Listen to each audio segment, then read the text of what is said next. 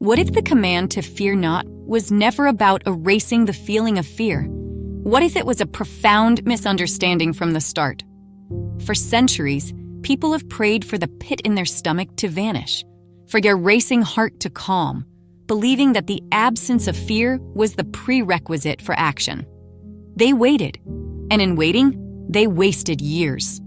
The original language offers a different clue. The word for fear didn't just mean terror. It meant to take flight, to run away. So the command wasn't stop feeling, it was stop running. It was an admission that you will feel the fear. You will feel the doubt. The question is, what will you do when it arrives? Will you face it or will you flee? Think of the steelworker balancing on a beam 1,000 feet above the city. Does he want to be fearless? Absolutely not. That fear is what keeps his focus sharp. It's what keeps him alive. A healthy, reverential fear is a tool. It's the fear that stops you from stepping out into traffic, the respect you have for a raging sea. But we are haunted by a different kind of fear. A paralyzing, unhealthy fear that whispers lies about our potential? How do we tell the difference? How do we know if the fear is a wise counselor or a lying saboteur? There's a simple, terrifying principle. Step out and find out. This isn't about reckless presumption. It's about a calculated test.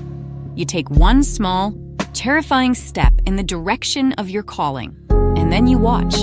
You see if the universe meets you there. When you quit the job you hate to follow a dream, do the bills get paid?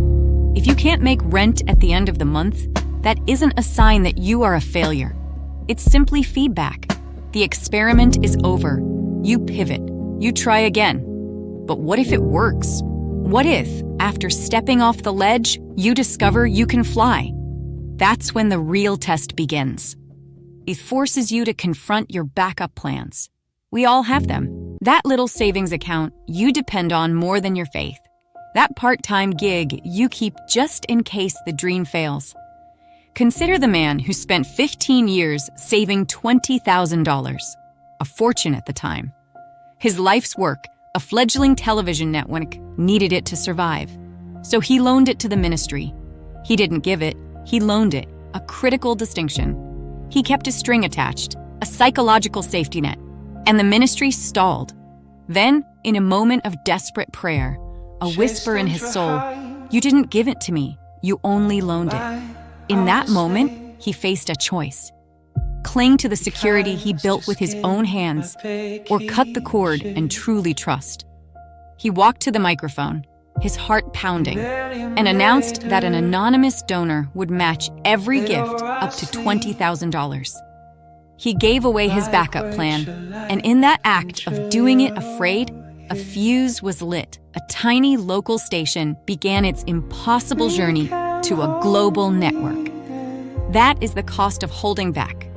The fear of the future is really just the fear of the unknown. We are addicted to knowing. If we know, we can plan. If we can plan, we can control. But faith demands we get comfortable with not knowing. It asks us to trust the one who holds the map, instead of demanding to see the entire route ourselves. This trust isn't born in a single moment of decision. It's built. It's assembled piece by piece through experience. It starts with small steps. Living on dented cans from the grocery store, praying for new dish rags, and having a stranger show up at your door with a dozen. These aren't just quaint stories. They are data points. They are evidence. Each tiny miracle is a brick in the foundation of a faith that can later withstand a cancer diagnosis or a global pandemic.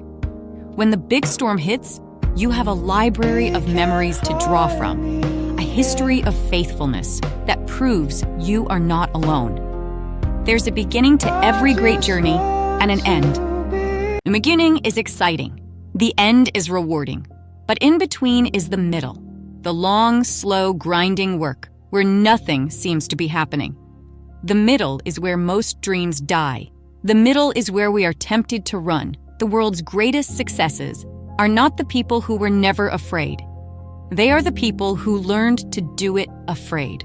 They felt the fear every single day, and they simply refused to quit. They learned to walk with fear as a companion, but never as their commander.